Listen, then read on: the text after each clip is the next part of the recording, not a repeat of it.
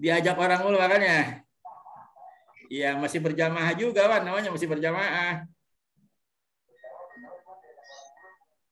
Ya, ya kalau kata orang Betawi waktu kita masih kecil tuh nyaji dia bilang maunya dicubit, nyubit doang mau, dicubit nggak mau.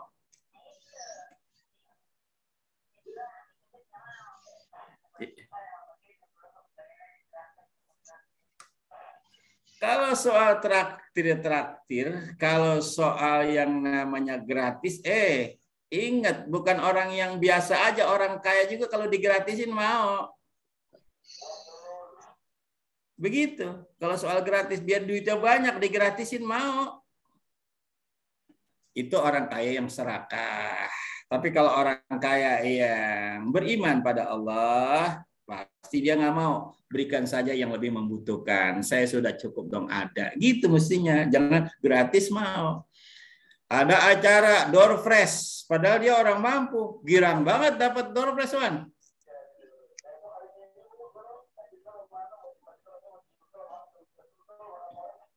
Iya, girang banget ya. Padahal mestinya begitu didapat giliran alhamdulillah. Coba siapa yang mau nih? Dia door pressin lagi, dikasih lagi sama orang yang butuh. Oh, girang banget orang, pahalanya banyak. Tapi dibawa pulang juga, kan. Padahal dia ada, dia punya, mampu dia beli barang itu. Sedangkan orang yang mengharap-harap pengen dapat yang bagusan kagak dapat. Nah, ini yang harus dipahami dalam kehidupan kita. Insya Allah kalau kita paham agama secara menyeluruh, insya Allah dalam kehidupan kita aman-aman saja.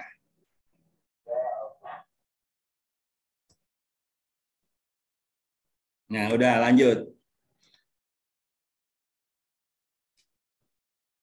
Dari Amirul Mukminin Ali bin Abi Thalib sallallahu radhiyallahu anhu qala la an nafaron min ikhwani ala sa'in aw sa'aini ahabu ilayya min an akhruja ila suqikum adza fa'ataqa nismahu.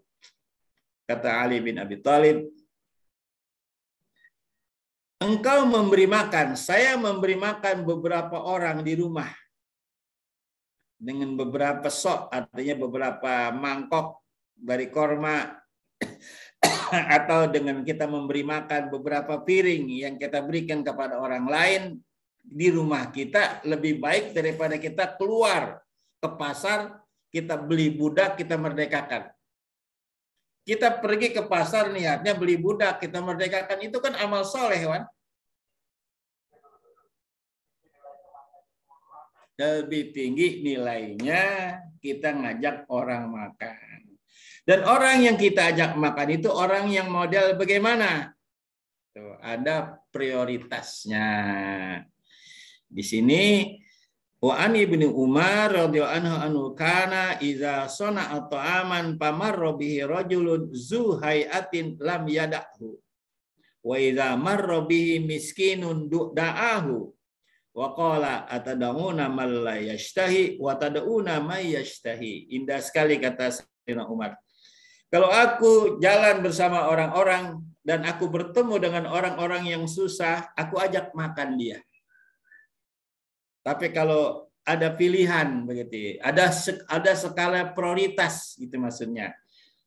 Jadi kita mau ajak makan nih, kira-kira siapa yang kita ajak makan nih? Ya kita ajak makan yang ekonominya lebih rendah dari kita.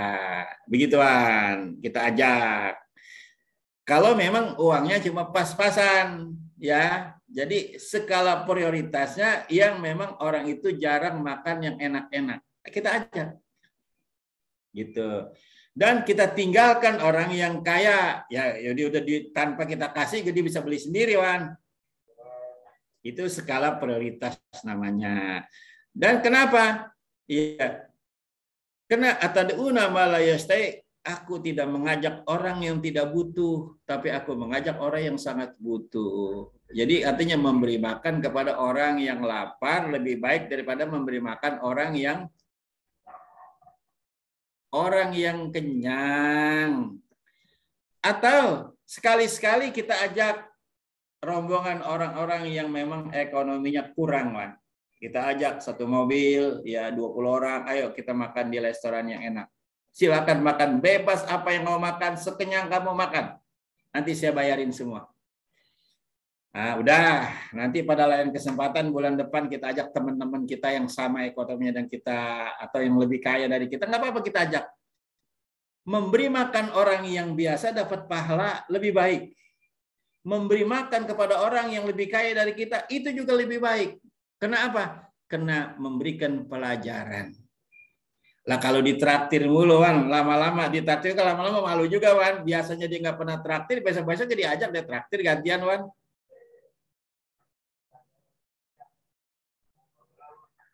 Memberi makan kepada orang yang kaya ada baik juga. Itu artinya kita memberi pelajaran, ya. Jadi makanya kalau kita bertetangga, bersaudara, padahal saudara kita lebih kaya dari kita, tetangga kita lebih kaya dari kita, tapi dia belum pernah memberi sama kita. Belum pernah bawain sayur, bawain apa gitu makanan, nggak pernah. Kita yang mulai bawain duluan, Wan. Kita nyayur nih, banyakin kuahnya, ya. Ya, kasih bawain, Bu. Ini saya nyayur barangkali enak buat Ibu. Girang banget, Wan, dia orang gratis. Seminggu ke depan kita nyayur sop, kita bawain lagi. Besok kita motong bebek, kita bawain lagi. Terus 1 bulan sampai 4 kali kita bawain. Lama-lama dia balik bawain, Wan. Ya, lama-lama, iya kita dibawain mulu, kita nggak pernah bawain. Masak deh. Yang enakan bawain lagi, balik sama dia. Nah, itu pelajaran. Itu Islam mengajarkan begitu. Jadi ketika ada orang bakhil, bukan kita caci maki, kita omong-omongin. Ribah namanya kita, namimah kita. Orang bakhil kita omong, wah dia mau pelit banget, butut gasiran, pantatnya kuning dan sebagainya. Enggak boleh. Jadi cara memberi pelajaran kepada orang yang bakhil, berikan apa yang ada sama kita kepadanya. Insya Allah dengan cara itu akan memberi pelajaran kepadanya. Bukan dicaci maki, dihina, diomong-omongin. Nah, bersamaan dengan dalam bahasa sufi ada, Wan, la yattaqi, jangan dimakan orang kaya, orang yang bertakwa, kecuali dimakan oleh orang yang bertakwa. Itu ada, Wan, bahasa sufi, bahasa orang sufi. Jangan kau makan yang di rumah bukan orang yang bertakwa. Makanlah, makan di mana orang yang beribadah. Jadi kena begitu hati-hatinya orang-orang yang berpaham sufi, kalau dia makan di tempat makanan orang yang tidak ibadah, dia takut subhat di dalamnya. Makanya nggak mau makan. Buat tingkatan orang-orang yang makanlah kamu di tempat orang yang takwa, di tempat orang yang beriman. Sebab di tempat orang yang beriman, orang yang ngerti agama, pasti makanannya dijamin halal gitu kan ya. Nah, iya, bukan berarti Islam membedakan kita nggak boleh makan di tempat lain, bukan. Ini secara pemahaman. Artinya ada tujuan-tujuan tertentu. Makanya orang-orang yang sufi itu saya kira tidak mau makan di pinggir-pinggir jalan, banyak debu. Yang pertama, kalau banyak debu otomatis ya kurang terjamin kesehatan secara kedokteran, Wan. Secara kedokteran kalau kita makan di pinggir-pinggir jalan begitu, yang masaknya juga kurang bersih, mungkin yang masak juga nggak mandi hadas besar, iya kan begitu. Akhirnya nanti masakannya jadi kurang baik dimakan. Kalau masakan yang dimakan kurang baik, masuk menjadi darah, menjadi diproses di usus kita menjadi darah, darah itu mengalir kepada diri kita. Ini yang menyebabkan orang jadi malas ibadah. Apalagi makan barang haram, minuman narkoba, makan minuman keras, makan barang haram, daging babi dimakan, masuk ke dalam diri, menjadi darah. Darah itulah yang menolak untuk diajak berbuat baik. Makanya firman Allah, kulu minat thayyibat wa'malu sholiha. Makanlah yang baik-baik, yang halal-halal, supaya kamu bisa beramal soleh. Nah, pertanyaannya, mengapa orang tidak mau beramal soleh? Mengapa orang berat beramal soleh? Padahal dia muslim. Kalau pertanyaannya begitu, ini jawabannya kira-kira, apa beneran saya tidak mau suuzon, kira-kira coba tanya, apakah selama ini kita sering makan barang haram? Nah itu saudara intinya. Jadi kita jangan menyalahkan orang nggak mau ibadah. Jadi walaupun kita perintah bagaimana dia ibadah, karena di dalam dirinya sendiri sudah terkontaminasi darah-darah haram tadi, berat ibadah, saudara. Salah satu contoh orang yang sering mabak suruh sholat, mau nggak, Pak? Karena di dalam tubuhnya sudah barang haram semua. Itu kalau kita adakan satu penelitian, jawabannya seperti itu. Jadi kita bisa ambil kesimpulan sendiri siapa diri kita. Kok berat sekali melakukan amal soleh. Kok berat sekali melakukan kewajiban sholat 5 waktu. Kok berat sekali kita silaturahim. Kok berat sekali untuk berbuat baik. Untuk mengeluarkan uang yang kita miliki aja berat. Rasanya kok bakhil sekali diri kita. Kenapa? Jawabannya tanya diri kita masing-masing. Mudah-mudahan dengan kita memahami ini semua, kita tahu siapa diri kita. Mengapa kita malas ibadah? Mengapa kita benci kepada Islam? Mengapa kita benci sama saudara kita sendiri? Mengapa kita terlalu bakhil? Tanya diri kita. Jangan-jangan ada yang kurang beres yang ada di genggaman kita, begitu kan? Solusinya taubat dengan taubatan nasuha.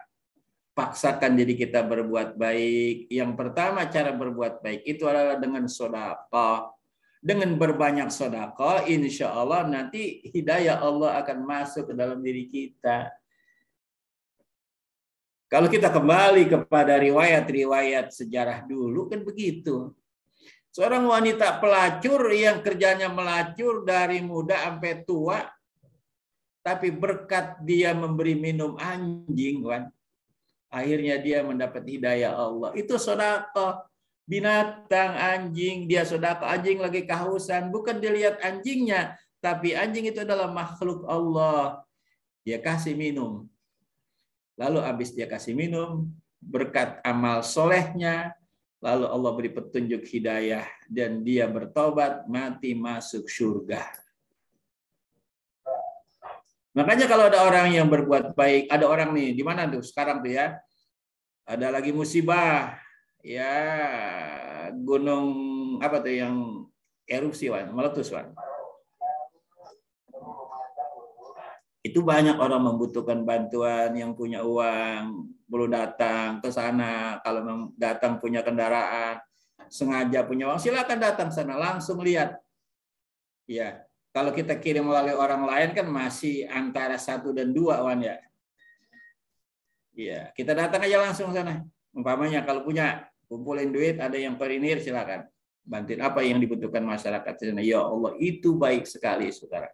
Jadi peduli kepada saudaranya yang terkena musibah. Al-Muslim, akul Muslim. Muslim yang satu dengan yang lain, saudara. Saudara dalam arti apa? Ya dalam persaudaraan dalam kehidupan. Seperti satu anggota, kalau yang anggota sakit maka yang lain membantu. Kesandung kita, kaki kita sakit, diusap-usap sama tangan, Satu anggota, yang kiri sakit, yang kanan obatin, yang kanan sakit, yang kiri obatin. Itu satu anggota. Saudara, kalau kita sebagai seorang muslim, saudara sesama muslim begitu. Atau al-muslim kalbunyan yashuddu ba'duhum ba'dan. Muslim itu satu bangunan, seperti satu bangunan, antara satu dengan lain saling menguatkan. Ada pondasi, ada jendela, ada tembok, ada tiang, ada pintu, ada atapnya. Jadi saling menguatkan. Bersatu dia jadilah rumah yang bisa ditempati dengan aman. Nah, itulah perumpamaan seorang muslim dalam bersaudara, dalam bermasyarakat, di dalam kehidupan yang nyata di dunia ini. Kemudian dari Nabi SAW ditanya, Su'ila ma aksara ma yaliju bihin nasu fil jannah, ya Rasulullah, perbuatan apa yang menyebabkan manusia nanti bisa masuk surga? Ya Rasulullah, perbuatan apa yang bisa mendorong manusia masuk surga? Qala taqwallah wa husnul khuluq. Kata Nabi, bertakwa kepada Allah dan baik pekerti. Jadi memberi makan itu adalah bagian dari baik budi pekerti. Berakhlak yang baik, menyenangkan orang lain. dalam bahasa apa ya? Dalam bahasa Belandanya, ku tahu apa yang kau mau. Jadi ketika dia bermasyarakat, ketika ia bergaul, dia tahu persis apa yang saudaranya, temannya butuhkan. Itu yang terbaik, Wan. Kemudian Nabi ditanya lagi, ma aksaru ma yaliju bihin nasu finnar, apa perbuatan apa ya Rasulullah yang menyebabkan manusia nanti masuk ke neraka jahanam? Qala al-ajwafan. Nabi menjawab, 2 lubang. 2 lubang itulah yang membuatkan manusia masuk neraka. Yang pertama, al-fam wal faraj. Mulut kita kan berlubang, lisan kita maksudnya. Dan lisan kita yang berbicara sering mencaci orang, menyakiti orang, mengupat, namimah, ghibah. Lisan yang sering makan barang haram, tidak peduli makan haram halal, langsung dimakan aja. Itu yang menyebabkan manusia masuk neraka. Yang kedua loba, yang kedua adalah faraj, kemaluan. Kemaluan itulah yang menyebabkan orang masuk neraka. Kenapa? Karena asal atau salah atau bebas menempatkan di mana saja ditempatkan itu farajnya. Padahal bukan yang semestinya. Bukan dengan istrinya ya yang halal, tapi dengan wanita-wanita sembarangan, wanita mana saja. Itulah yang menyebabkan manusia akan masuk ke dalam azab Allah api neraka. Na'udzubillah min. Wasu'il khulqi, yang kedua, tadi 2 lubang, yang kedua adalah jahat perangainya. Jahat perangainya sering nggak baik, ya perilakunya, ucapannya nggak baik, sombong dia, ya sombong itu kan satu perilaku yang dilarang oleh agama, ya ucapannya sering nyindir-nyindir, ngomong nyindir-nyindir mulu nggak boleh, ya kalau udah ngomong aja yang lain, yang kalau kita bicara aja yang biasa, jangan nyindir-nyindir, nggak bagus Pak. Orang yang disindir kan juga tahu ini ibu, ini bapak, gimana sih omongannya. Padahal kita sering ngaji, jangan kita menyakiti hati saudara kita. Ngomong yang jujur-jujur aja. Kalau mau bercanda, bilang bercanda ya, gitu. Bercanda namanya judulnya. Jadi kalau bercanda nggak usah marah, namanya lagi bercanda. Itu pun kalau orangnya yang suka bercanda. Tapi kalau orang yang nggak suka bercanda, kita bercandain. Kalau dalam bahasa apa ya Betawi, apa namanya itu orang yang suka marah, namanya apa? Kalau bahasa Jawa, orang yang cepat marah, emosional. Apalagi? Cegukan. Jadi ngomong dikit aja dia udah kesinggung. Padahal ngomongnya kemana, dia terasa aja singgung. Itu cegukan namanya. Itu juga nggak bagus kita. Jadi kalau kita cegukan, kita nggak banyak teman jadinya.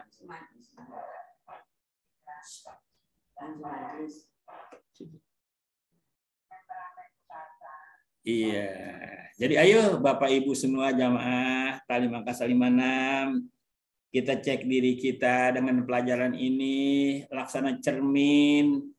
Kita bercermin dengan ajaran agama, dengan pelajaran ini kita akan tahu siapa diri kita insya Allah. Kalau kita selama ini belum ngajak orang makan, ayo kita ajak orang makan bersama-sama. Ya, baik orang-orang yang memang ekonominya rendah dari kita atau yang sama dengan kita. Insya Allah itu termasuk amal perbuatan baik yang akan menuju surga Allah Subhanahu wa Ta'ala. Amin ya Rabbal Alamin.